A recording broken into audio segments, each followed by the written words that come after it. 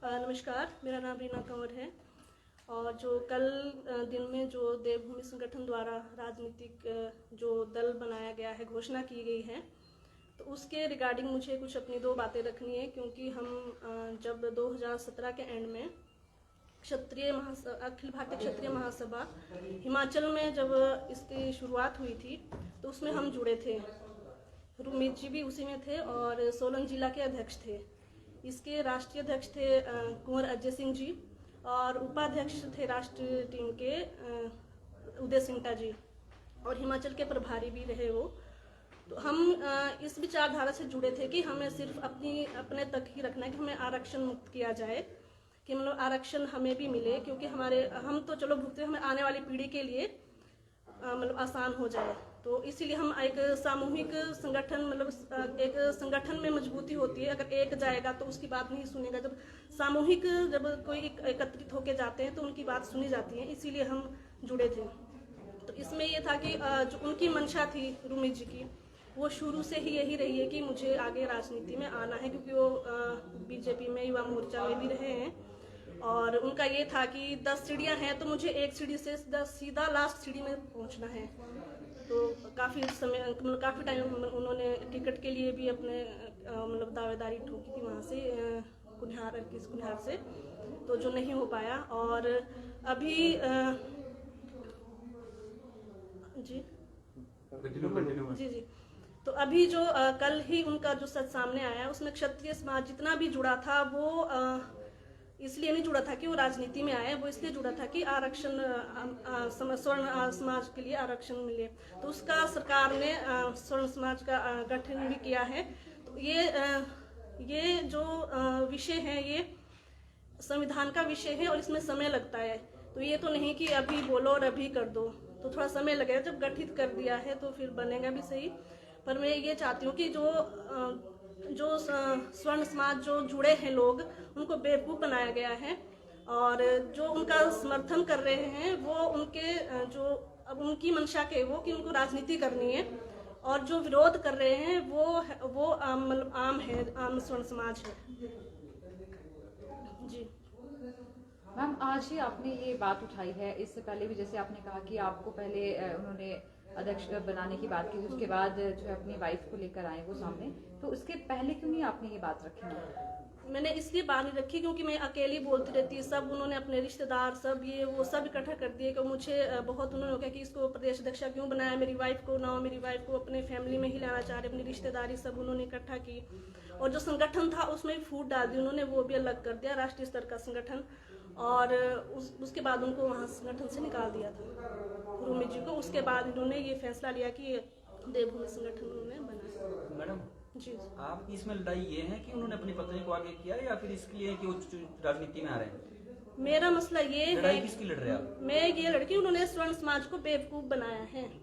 तो आप ये भी तो कह रहे साथ साथ कि उन्होंने अपनी पत्नी को भी आगे कर रहे हैं। वो उस टाइम पे किया, वो बिल्कुल वो उस टाइम पे किया था जब हम शुरू में जुड़े थे, जो 2017 के एंड में और 2018 के स्टार्टिंग में, उस टाइम पे जुड़े थे हम, तो साथ ही थे। तो उस टाइम पे उन्होंने ये बोला था मेरी वाइफ को बनाओ, इनको प्रदेश अध्यक्ष क्यों बना दिया, ये उस टाइम का मसला है। बट मैं आपकी बात कर रही हूँ कि अभी तो क्षत्रिय समाज को उन्होंने बेवकूफ बनाया है। तो चुनाव को लेकर तो उन्होंने कहा कि अभी सोचेंगे चुनाव लड़े ना लड़े। सोचना क्या, जब बोल दिया तो उनका एजेंडा ही यही था कि कल हमने इस तरह से करना, लोगों को बुला के एकदम से घोषणा कर दी कि हम ये करेंगे। आपका आरोप है ये उनके ऊपर कि वो चुनाव में राजनीति कर रहे हैं, मतलब इस तरीके बिल्कुल राजनीति कर रहे हैं, स्वर्ण समाज को गुमराह कर रहे हैं। कुछ लोग हमारे जो संगठन के हैं उनको भी भ्रमित किया है और गुमराह करके उन्होंने अपने साथ जोड़ा है। और आज की मतलब अभी कुछ लोग वैसे भी उनके खिलाफ है कि नहीं, हमने राजनीति नहीं करनी है, जो हमारा मेन मकसद था आरक्षण का, उस पे ही हम टिके रहेंगे, नहीं तो हम आपके साथ नहीं होंगे। आप क्या चाहते हैं कि स्वर्ण आयोग के लोग राजनीति ना करें, चुनाव ना लड़े?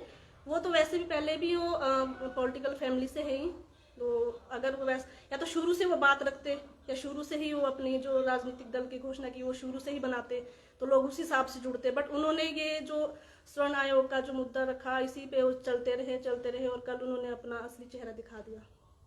आप आज भी अकेली हैं? आप बोल रहे थे कि मैं आज अकेले, पहले मेरे साथ कोई नहीं था, अभी भी आप अकेली हैं, तो इस बार किस दम से आप आगे आई हैं? अकेली मतलब आप बोल रहे थे कि अभी तक आप अकेली थी, आप बोल नहीं पा रहे थे उनके खिलाफ, अभी भी आप अकेली अकेली मतलब कि अभी मतलब बोलने के लिए तो मैं बोलती थी, देखो, पर सामने नहीं आई थी मैं। ऐसे लोगों से जो बातचीत होती रहती, कुछ हमारे लोग भी उनके साथ जुड़े हैं, तो उनको गुमराह करके उन्होंने जोड़ा, जो भी है वो मुझे बोलते हैं हमारे साथ जुड़ो। फिर मैं, उनको पता नहीं था इस बात का, फिर मैंने उनसे कहा कि मैं ऑलरेडी पहले से हम जुड़े हैं, हमने साथ काम किया, युवा मोर्चा में भी थे ये, और कुछ बात हो गई थी, इस तरह से मैं उनको समझाती थी कि इस तरह से हुआ है जी। तो अभी आपका क्या लगता है कि जो रुमीत जी हैं वो सिर्फ राजनीति करने के लिए आगे हैं, और अभी जो है स्वर्ण गठन की जो मांग कर रहे थे, अब स्वर्ण आयोग के लोगों के बारे में कुछ नहीं सोचा जाएगा इसके बाद? नहीं, बिल्कुल भी नहीं सोचा है, क्योंकि उनका लक्ष्य ही यही था मेन, राजनीति में आगे, उनको एक प्लेटफॉर्म चाहिए था, और क्षत्रिय समाज को उन्होंने मोहरा बना के आगे आगे। मैम, जैसे आप कह रहे हैं उनके पहले से ये निर्धारित लक्ष्य था, उनकी मंशा राजनीति में आना, तो आपने पहले लोगों को क्यों नहीं, स्वर्ण समाज के लोगों को इससे अवगत करवाया कि ऐसी मंशा है, आपको सिर्फ बेवकूफ बनाया? आज ही ऐसा क्यों आया जब से कल से ये फूट देखने को मिली? क्या अब राजनीति तो नहीं होगी? जी, इसीलिए तो मैं शुरू में ही हम साइड हो गए थे, क्योंकि इनकी मंशा, उनकी सोच, इनकी जो समझ थी वो अलग थी हमारे से, क्योंकि इनको राजनीति करनी थी उस हिसाब से कि नहीं हम ऐसा करेंगे वैसा करेंगे, पर हमारा सिर्फ आरक्षण तक का था। आप राजनीति नहीं करना चाहते थे? आप युवा मोर्चा भी रहे? जी रही हूँ। तो आप बोले राजनीति नहीं करना चाहते? राजनीति में कोई इलेक्शन तो लड़ नहीं रही हूँ, या कोई मैं नहीं, टिकट नहीं तो मांग क्या रही अधिकार हूँ। है? आप संगठन से लोगों जुड़े जुड़े हैं, हुए हैं। संगठन से जुड़े अब हैं। ऐसी सूचना है कि रूमित ठाकुर ने ये कहा है कि हम पार्टी नहीं बना रहे। यही सूचना है लास्ट। सूचना तो यही, सुबह भी उनका मैंने देखा था फिर आप कि किस बात का नहीं, विरोध कर रहे हैं? नहीं, सुबह मैंने उनका देखा था कि हमने तोड़ फोड़ नहीं की, हमने किसी को नुकसान नहीं, किया, पब्लिक मैं तो ये बोल रहा हूँ कि पार्टी नहीं बनाएंगे। नहीं बनाएंगे तो अच्छी बात है, फिर आरक्षण के इस पे करो। तो फिर तो आपका विरोध ही खत्म हो विरोध खत्म हो गया ना आपका? पर किया ना, नहीं करे, मुझे पता है कि वो इसी वंशज से है, वो बिल्कुल पार्टी बनाएंगे, वो मुझे पता है। तो आपका कहने का मतलब है कि उनका अभी कहना- शुरू से ही उनका मेन मकसद उनका कहने का वो मतलब यही ये था। है, शरण समाज अगर नहीं चाहेगा, जो हमारे साथ लोग जुड़े हैं, अगर वो नहीं चाहते कि पार्टी बनाना, तो नहीं बनाएंगे।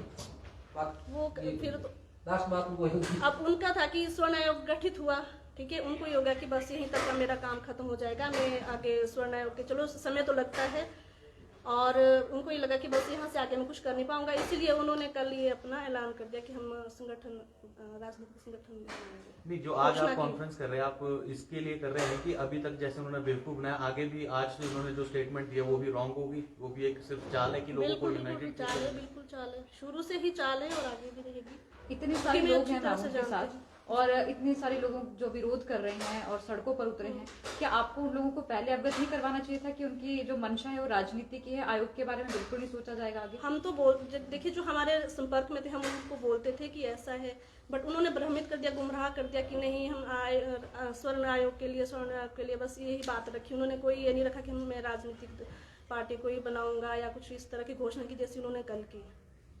ठीक है जी। तो लोग इसी मंशा से जुड़े थे उनके साथ, और उन्होंने धोखा कर। अभी क्या डिसीजन रखती है आप वैसे? हाँ जी।